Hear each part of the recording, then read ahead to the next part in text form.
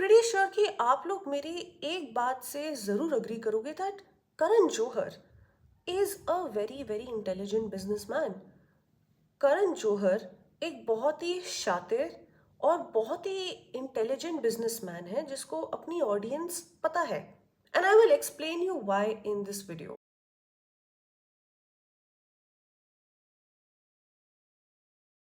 जब भी हम लोग बॉलीवुड की बात करते हैं या हिंदी फिल्म इंडस्ट्री की प्रॉब्लम्स की बात करते हैं तो उसमें से एक प्रॉब्लम जरूर उभर के आती है which is nepotism for obvious reasons. लेकिन उस नेपोटिज्म डिबेट में भी एक शख्सियत का नाम जरूर आता है and you all know who I am talking about, Karan Johar. अब जब हाल ही में सीरीज आई थी कॉल मी बे, जिसके रिव्यूज हम सबको पता है, जिसका टीजर ट्रेलर हम सब ने देखा होगा, आई एम प्रीटी श्योर। या तो आप में से कई होंगे जिन्होंने कॉल मी बे सीरीज जेन्युइनली देखी होगी। मैंने वो सीरीज नहीं देखी, I have my personal reasons for that. Leaving that aside, I am pretty sure कि आप लोगों ने कॉल मी बे के रिव्यूज या रोस्ट जरूर देखे होंगे। काफी सारे रिव्यूअर्स ने इस सीरीज को रोस्ट किया भर भर के। काफी सारे फिल्म क्रिटिक्स ने बोला कि ये सीरीज बिल्कुल भी रिलेटेबल नहीं है। काफी सारे फिल्म क्रिटिक्स ने ये बोला कि Ananya Pandey is just playing Ananya Pandey and Karan Johar वही एलीट अमीरों वाली दुनिया, वेस्टर्नाइज दुनिया को पोर्ट्रे करने की कोशिश कर रहे हैं। ये सीरीज बिल्कुल भी इंडियन नहीं है, ये सीरीज बहुत ही ज्यादा वेस्टर्नाइज्ड है। ये सीरीज एक सस्ता एमिली इन पेरिस है, सस्ता टू ब्रोक गर्ल्स है, वट एवर हमने ये सब ऑनलाइन जरूर सुना होगा। And the usual nepotism Karan Johar Bollywood debate stirs online. अब जैसा कि मैंने कहा, करण जौहर एक बहुत ही शातिर बिजनेसमैन है, एक बहुत ही इंटेलिजेंट बिजनेसमैन है, क्योंकि उसको पता है कि जो मासेस होगी, जो उसकी ऑडियंस होगी, वो क्या कंटेंट कंज्यूम करेगी। और जो भी करण जौहर का कंटेंट होगा, चाहे वो कितना भी बुरा हो, कितना भी क्रिंज हो, ऑडियंसेस जरूर उसको कंज्यूम करेगी। उसको अपना कंटेंट बेचना आता है, उसको ये पता है कि मासेस क्या कंज्यूम करेगी और मार्केट में क्या बिकेगा। चाहे मासेस रोस्ट करने के लिए कंज्यूम करे, चाहे मासेस गिल्टी प्लेजर के लिए कंज्यूम करे या अपने पर्सनल वॉयरिज्म के लिए कंज्यूम करे, या चाहे मासेस को कुछ चीज़ जेन्युइनली पसंद ही आए, उसको पता है कि उसका कंटेंट बिकेगा और उसको पता है कि उसको अटेंशन मिलेगी। अब आप इस कॉल मी बे शो का ही आप एग्जांपल ले लीजिए, जिसकी लीडिंग लेडी है we all know Ananya Pandey, और जिसको प्रोड्यूस किया है करण जौहर के प्रोडक्शन हाउस ने।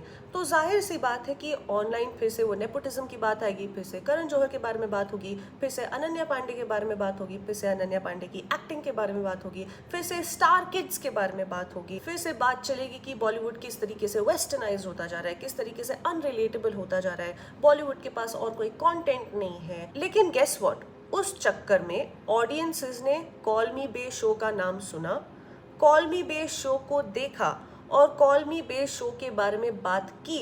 And that's how Karan Johar को अटेंशन मिली, दैट्स हाउ अनन्या पांडे को अटेंशन मिली, and that's how call me bae show को व्यूज मिले। सेम चीज हमने देखी थी with the show fabulous lives of Bollywood wives, जो कि बिल्कुल रियल हाउसवाइफ्स ऑफ बेवर्ली हिल्स की तरह या keeping up with the Kardashians की तरह एक रियलिटी शो था, जहाँ पे महीप कपूर, सीमा खान, नीलम कोठारी और भावना पांडे जैसी बॉलीवुड वाइफ्स आती हैं। उनकी जिंदगियों के बारे में होता है, उनके ड्रामाज, उनके गॉसिप, किस तरीके की वो बातें करती है, उसके बारे में एक शो होता है, जिसके ट्रेलर पे मैंने वीडियोस किए हुए हैं, आई बटन पे जाके आप देख भी सकते हो। We all know fabulous lives of Bollywood wives क्या है, एंड आई एम श्योर आप में से कई है जिन्होंने वो शो देखा भी हुआ है, चाहे वो गिल्टी प्लेजर के पर्सपेक्टिव से हो, चाहे वो रोस्ट करने के पर्सपेक्टिव से हो, चाहे वो जस्ट एंटरटेनमेंट के पर्सपेक्टिव से ही क्यों ना हो। लेकिन वो शो हम सब ने या कईयों ने वो शो देखा। लेकिन हमको fabulous lives of Bollywood wives show के बारे में पता कैसे चला?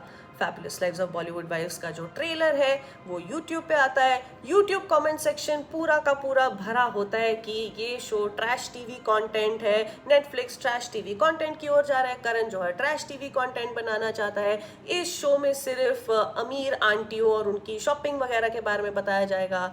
ये शो अनन्या पांडे के साथ साथ अनन्या पांडे की मम्मी को भी लॉन्च देना चाहता है। करण जौहर शनाया कपूर को इस शो के माध्यम से लॉन्च देना चाहता है। ये सारी डिबेट्स, ये सारा चैटर, ये सारी जो बातें हैं, इंटरनेट पे फैली, यूट्यूबर्स ने भर भर के इस चीज को रोस्ट किया, लेकिन उस चक्कर में लोगों ने एक्चुअली में जाके ये शो देखा, चाहे वो शो कितना भी क्रिंज क्यों ना हो, चाहे वो शो कितना भी वाहियात क्यों ना हो, चाहे हमको महीप कपूर अच्छी लगे या ना लगे, चाहे हमको सीमा खान अच्छी लगे या ना लगे, चाहे हमको शनाया कपूर अच्छी लगे या ना लगे, वो एक अलग डिबेट है।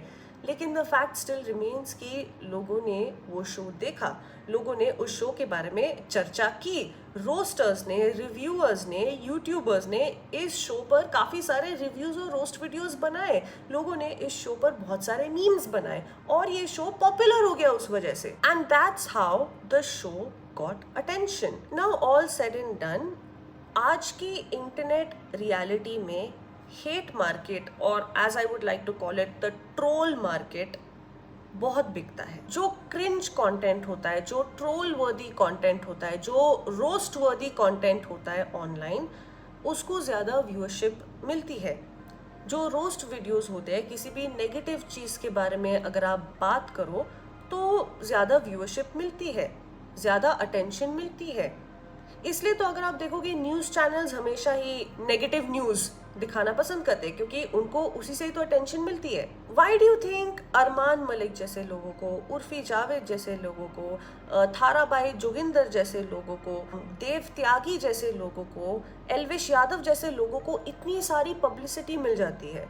कुछ अच्छा तो नहीं कर रहे, कुछ महान तो नहीं कर रहे, लेकिन उनको फिर भी ज्यादा पब्लिसिटी मिलती है। Vada pav girl, why do you think vada pav girl जैसे लोगों को इतनी ज़्यादा पब्लिसिटी मिल जाती है, उस पर इतने रोस्ट वीडियोस बन जाते हैं, लोग उसको ट्रोल करते हैं, लेकिन फिर भी ऐसे लोगों को अटेंशन मिलती है? Because negativity, troll market, roasting और whatever you want to call it, it sells. एक पर्टिकुलर तरह की आपको अटेंशन मिलती है ऑनलाइन, और उस अटेंशन से आपको व्यूज मिलते हैं, आपको पैसे मिलते हैं, लोग आपके बारे में चर्चा करते हैं। अब जैसे जैसे ये नेपोटिज्म की डिबेट चल रही है, आपको क्यों लग रहा है कि करण जौहर आउटसाइडर्स को लॉन्च करने की बजाय और स्टार किड्स को लॉन्च करने की कोशिश कर रहा है? करण जौहर पहले से ही जाना जाता था कि वो अपने सर्कल के लोगों को, स्टार किड्स को लॉन्च करेगा। अब जब ये नेपोटिज्म की डिबेट बहुत ही ज़्यादा हीटेड हो गई, लोग ऑनलाइन एजिटेट हो गए about the condition in Bollywood, the content in Bollywood, the nepotism that is there in Bollywood, Karan Johar और ज़्यादा स्टार किड्स को प्लेटफॉर्म देता है और ज़्यादा स्टार किड्स को लॉन्च करता है, अलग अलग तरीकों से लॉन्च करता है। Why do you think that happens, और why do you think that is happening in the first place? क्योंकि उसे पता है कि अगर वो ये करेगा तो उसको अटेंशन मिलेगी, उसको पब्लिसिटी मिलेगी। जिस स्टार किड को उसने लॉन्च किया है उसको भी फ्री की पब्लिसिटी मिलेगी। लोग नेपोटिज्म को तो ट्रोल करेंगे ही करेंगे, लेकिन लोग करण जौहर का नाम उछालेंगे, लोग उस स्टार किड का नाम उछालेंगे और लोग उस टॉपिक के बारे में दोबारा बात करेंगे। लेकिन the fact of the matter still remains कि करण जौहर के बारे में लोग बात करेंगे। करण जौहर की आने वाली फिल्म जिसमें वो स्टार किड लॉन्च होने जा रहा है, उसके बारे में लोग बात करेंगे, चाहे ट्रोल करके ही सही, चाहे रोस्ट करके ही सही, लेकिन उस प्रोडक्ट को अटेंशन मिलेगी। मैं आपको एक और एग्जांपल देती हूँ of the show coffee with Karan, जो कि करण जौहर का ही खुद का टॉक शो है। हम सबको पता है कि कॉफी विद करण कैसा शो है, कौन से टाइप के गेस्ट्स आते हैं, किस तरीके की बातें होती है कॉफी विद करण पे।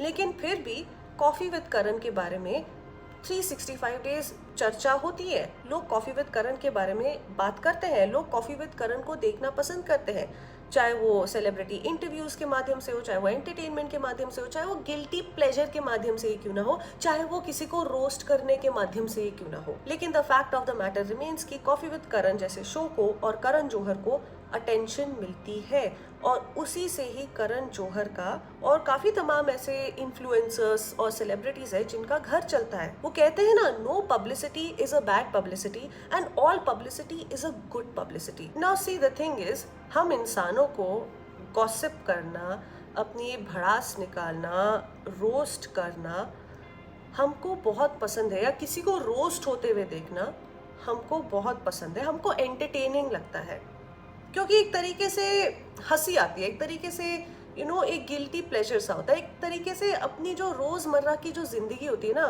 उससे आपको एस्केप मिलता है कि कुछ हंसने को मिल गया, कुछ गॉसिप करने को मिल गया, किसी चीज पर भड़ास निकालने को मिल गया, है ना। बेसिक ह्यूमन इंस्टिंक्ट है हमारा of seeking gossip, of seeking entertainment, of seeking pleasure out of roasting someone, I would say, क्योंकि मसाला मिलता है ना।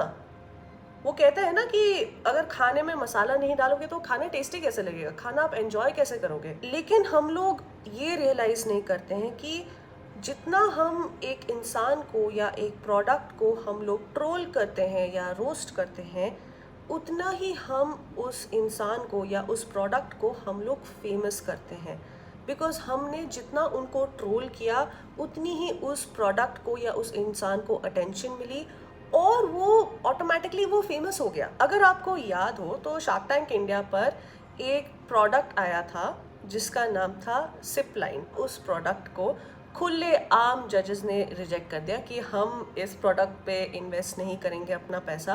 अश्नीर ग्रोवर का तो मीम भी बन गया, एक पूरा वायरल मीम बन गया कि अश्नीर ग्रोवर ने इस प्रोडक्ट को कितनी गालियाँ दी, किस हद तक गालियाँ दी, और रिजेक्ट हो गया वो बंदा और वो प्रोडक्ट।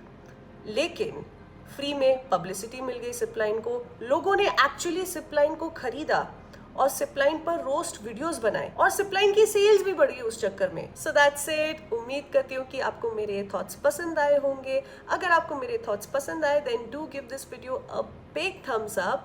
अगर आप मेरे थॉट्स से अग्री करते हो या डिसअग्री करते हो या कोई और वीडियो सजेशंस ही क्यों ना हो, please do leave your thoughts and suggestions in the comment box below. Make sure to subscribe to my channel and make sure to click on the bell icon ताकि आप मेरी हर वीडियो के लिए notified रह सके। I just loved talking about this topic because ये topic ना मेरे दिमाग में काफ़ी ज़्यादा चल रहा था और इस पे मैं एक वीडियो बनाने का सोच भी रही थी। And this was the right time to make this video, so I thought कि क्यों ना मैं ये वीडियो बनाऊँ। आपको कॉल मी बे सीरीज़ के बारे में क्या लगता है, आपको करण जौहर के बारे में क्या लगता है, प्लीज़ कमेंट करके बताइए। Till then see you next time.